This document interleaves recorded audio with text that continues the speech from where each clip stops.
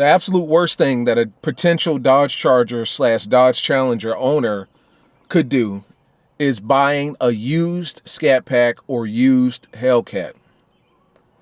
You and I both know Hellcat owners beat their cars to hell, henceforth the reason they're called Hellcats. Scat Pack owners beat their cars to hell as well.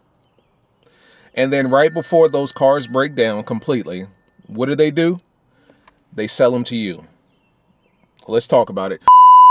What's going on, guys? It is your boy Knockout 360 here with another video for you guys. So as you can tell, I'm in a car. That makes this a car vlog. You already know what's going down when I come around. Let's get into it, man. Let me get comfortable here.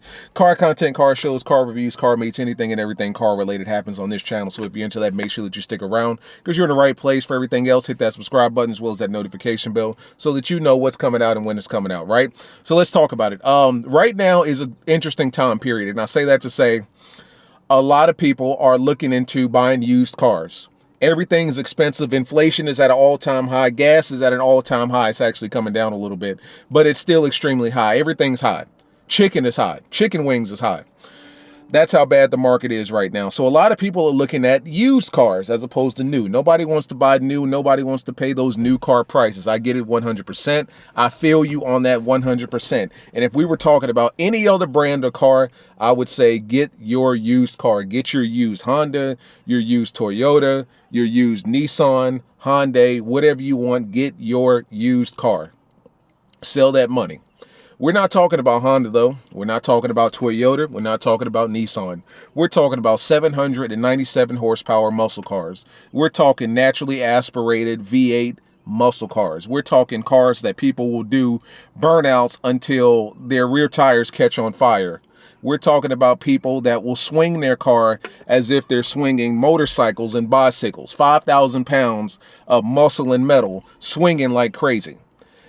Those are the same cars and the same people that right before those cars break down, they'll trade them in or they'll sell them. And then here you are in the used car market, unbeknownst to you, you see a wide body Scat Pack, Challenger or Charger, and you say, damn, this is a good deal. 40, 50,000 miles on this car, 60,000 miles on a 2020. That's not a bad deal at all, right? You know, it's been driven obviously, but looks good to me. It looks in tip top, no dents on it. Paint looks good.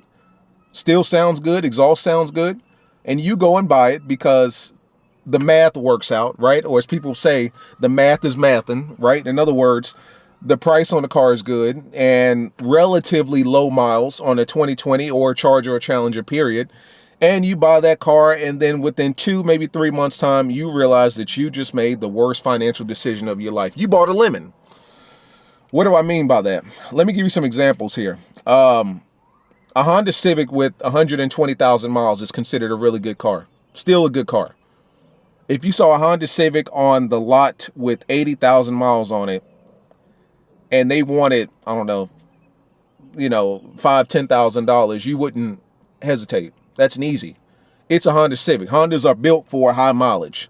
When you drive a Honda, when you drive a Toyota, when you drive a Nissan, you drive it from home to the gym, back home. From home to the job, back home. From home, maybe going on a vacation and then back home. Those are normal miles. Those are the types of miles that people factor in when you're buying a car. Okay, 80,000 miles on a Honda Civic, not bad at all. That's a hell of a deal. 80,000 miles on a Hellcat could be the roughest, most destroying, just terrible miles you've ever seen on a Hellcat. Matter of fact, let's not even go 80. Let's go 50,000 miles. 50,000 miles on a Hellcat could be some of the worst miles you've ever seen on a car. And the reason that I say that is because in addition to your day-to-day rigmarole, your day-to-day daily commutes, driving from A to B, the job, home, home to the gym, whatever. We're talking about the burnouts. We're talking about the swinging. We're talking about the hard 0 to 120s. We're talking about the 120s down to the zeros. We're talking about the revving. We're talking about the just burning it out and just letting your brakes just burn. That's what we're talking about when we talk Hellcats and Scat Packs. And that's what you're about to buy. 50,000 miles, you see a Dodge Charger, Hellcat, or a Scat Pack, and you say to yourself, damn, 50,000 for a wide body Scat Pack or a wide body Charger Hellcat? That's not bad at all right there. It's terrible. is what it is. It's not bad, it's terrible. Now let me walk some of those statements back. Not all used Hellcats are like that. Not all used Scat Packs are like that. I will be honest with you. Every burnout that I've ever done, every time that I've ever swung my car, you guys have literally seen it. And how many times is that? I've done one burnout in this car. And that was a video that I made way back in the way back when I just bought this car. And the only reason I did that is because I was testing out line lock, which is an actual feature that allows you to burn the tires. I wasn't just on the brake and on the gas at the same time. I was actually using the feature that the car comes with. I swung my car one time on this channel, and I did it on wet gravel or wet pavement. It had just rained. I wasn't going to do that shit on dry pavement, kicking up dust and throwing rocks all on my paint and tearing up my tires. I wasn't doing that. I did it on wet pavement because I knew I'd be able to get loose a lot easier. So needless to say, when I trade this car in, you're getting gentle miles. All I've done with this car, at absolute worst, I may have hit 140, 130 a couple times, 150, whatever. I've hit the upper echelons of the hundreds a couple times in this car. I've done some 0 to 100s. I've done some 100s to zeros. This car is built for that. It's made for that. It's a performance car. But as far as the crazy stuff, the swinging, the sliding, the burning out, all the going through sets of tires, I've only had 2 sets of tires on this car. What came with the car and then what I have on there right now. I make my tires last. You guys know the type of driver that I am. I like to get active on the highway, but as far as the burning out, the swinging and all that crazy stuff, I don't do that stuff. Not in this car. So I'm one of the few, and I know a lot of you guys are one of the few, but I know a lot of you guys are also crazy as hell. The videos that you see on my channel, people burning out, sliding, throwing on brakes, 60 to 120s, those are going to be the same people that take their car to CarMax, take their car to Dodge, trade them in. Dodge is going to take that car, clean it up real nice, and they're going to put it right on the lot. CarMax is going to put that same car right on the lot. And they're going to say, wide body Scat Pack, 2020 Dodge Charger Scat Pack, wide body, 40,000 miles, throw us 45. Some people are going to look at that and say, that's not a bad deal. It's a wide body, it's a Scat Pack, the paint looks good, the body looks good, still sounds good, the interior looks good. You know what I'm saying? That's a hell of a deal. You go and buy that, or lease it, whatever you choose, and then 3 months down the line, you find out that you just made the worst financial decision that you possibly could, and you bought yourself a lemon. And the reason that I say that is because a lot of these Scat Pack and Hellcat owners know the types of miles that they put on their car, and they know that they beat on their car, and they beat on it religiously, and they beat on it every week, and they beat on it in the worst ways possible. Even though we have certain features to burn out and kick up smoke, let me brighten you guys up a little bit. To burn out and kick up smoke, that does not mean that you need to be using that damn feature all the time. Like, our cars are not built to, well, I guess technically it is, because we've got the power and we can get rid of the traction so that we can pretty much just get jiggy. But it's not, Dodge didn't intend a 5,000-pound muscle car to be sliding and doing figure eights. You know what I'm saying? To just be burning out in a circle. The burnout, fine, but the sliding and the crazy stuff, you're tearing up your diff.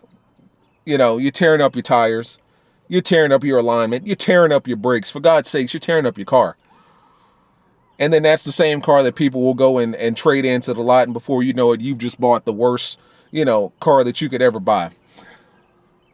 In the market that we live in right now, I understand that prices are high for everything, used and new. Obviously, new is going to be more, but, you know, the used market isn't too far behind. It's not too much better.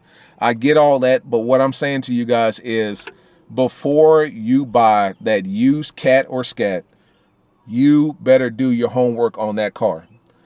I've witnessed 2 people in the Charlotte Dodge community in the last month. Both of their cars broke down and they were on the side of the road. One was a Scat Pack Challenger and the other one was a 5.7 Challenger.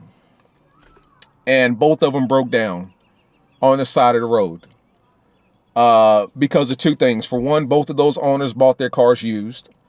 And 2, both of those owners do all kinds of crazy shit in their cars as well. Oh, and let me throw a third one in there. Neither one of those cars was over 50,000 miles. Your car shouldn't be breaking down at all or having any sort of major issues until well into the 80s, 90s, 100s, right?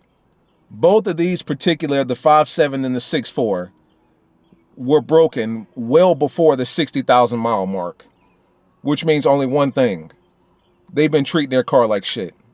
And the interesting part about it is one of those people actually just got rid of their car. So that car is on the lot waiting for one of you to buy it, for one of you guys to buy it. And here you are looking at a car, a Challenger SCATPACK. Here you are looking at a Challenger SCATPACK with 48,000 miles thinking you just got a deal. You got a deal, all right. You got dealt with. I'm telling you guys this, or I'm making this video. I made a video similar to this in the past before I even bought my SCATPACK. But I'm making this video now because I know that now more than ever, people are buying more used cars, and I dig it. I'm cool with it. It makes sense. But before you go and buy that used Scat or Cat, you need to realize that the 40,000 miles you see on that Hellcat is just about the equivalent of 120,000 miles on a Honda Civic. You may look at it and say you're getting a deal. You have to realize Hellcat owners drive their cars like shit. They drive their cars like Hellcats. You know? Do your research before you buy used. All I'm saying. I'm not saying don't buy used. Buy whatever the hell you want. Like, I'm not in a place to tell you that. But what I am saying is that do your research before you buy used. Because I've seen it too many times. People buy used, getting a better deal than new, obviously. Everybody wants a Scat or a Cat right now, especially right now because they're going to stop making them in the next year or so. And people say, let me go the used route, save some money. I get that. But whatever you're saving on the front end, you're going to be spending on the back end for repairs and maintenance. You know? Just do your research on these used Cats and Scats, guys. Real talk. Even on the 2020s, man. You know? Wide body or not. Do your research on these cars. If you can bring a mechanic to the dealership, fortunately for me, I actually have a good friend of mine that is a legitimate mechanic and a legitimate Dodge mechanic. And before I would ever buy new or use rather, I would have him looking up under the hood just to make sure that everything was great. I remember when I bought my first car, it was a Honda Civic back in the day when I was in high school. Before we bought it, we actually took it to our family mechanic at the time, had him look it over. He said everything was gravy, and therefore we bought the car. No questions asked. If you can do that, do that. If you have the money to go the new route, you know, I don't know. You know, it's really up to you. If you trust that used car that you're looking at, then cool. But you got to ask questions. You got to make sure that what's under the hood of the car is functioning in tip-top shape. Because these are not the cars that you want to mess around with as far as repairs and maintenance are concerned. Everything is expensive. Everything in this car is an SRT product. Whether you guys believe Scats are SRTs or not, everything in this damn car is an SRT product, which means you're paying top of the line money for everything that touches this car. Tires, brakes, suspension, rotors, diff, everything's SRT. So you're going to be paying SRT money for whatever touches this car. Oil change, SRT. You know? Do your research before you go to use route. After you've done your research, if it checks out, get that car. But if it doesn't check out and the math is not mathing, you might be better off getting that new SCATPACK or Hellcat. That's just my 2 cents on the matter. I know a lot of you guys have bought used and probably had no issues whatsoever. But I also know some of you guys that have bought used and, you know, as we speak, you're driving your daily because your Charger or Challenger's in the shop. Or it's just in the backyard collecting dust and rotting.